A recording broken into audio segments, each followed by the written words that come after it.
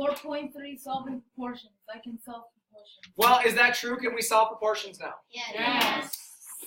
Can somebody tell me what a proportion is, Don? 2 equivalent fractions. So if you have 2 equivalent fractions, would it be fair to say that a proportion could technically be a fraction like 2/4 that's reduced to 1/2? Yes. Okay. And then you all know what the bubble method is, right? Yes. And the bubble method can only use what 2 operations? We never ever, have you ever seen us inside a bubble use a plus or a minus? No. And you never will. That will never happen with bubbles. All right, so proving proportions. Number 3 is a big one. To prove whether or not fractions are proportionate or equivalent, because remember, proportions are equal fractions, we find common denominators. So we started off with the super simple one in number 4. Is 2/4 equivalent to 1/2?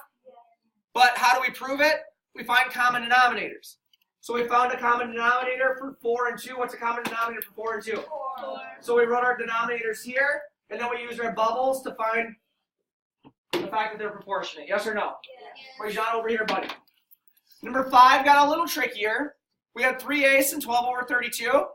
Y'all told me that 32 was a common denominator. Yes, no? Yes.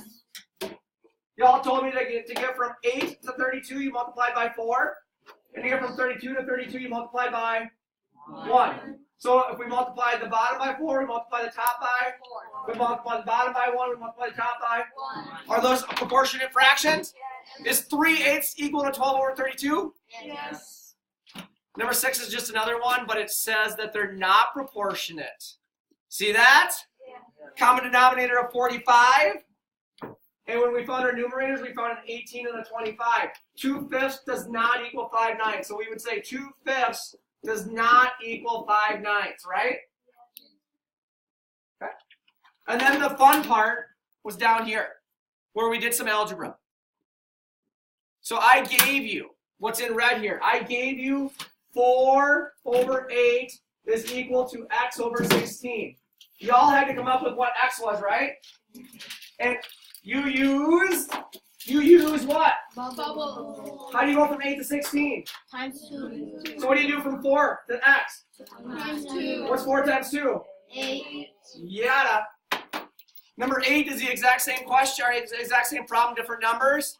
Number 9, or I'm sorry, that's not 8, that's B. So this was exactly like A. Check this one out. Eyes up here. 6/21 and x over 7. How do you get from 21 to 7? You divide by 3, yes, no? How do you get from 6 to x? Divide by 3, and what is it?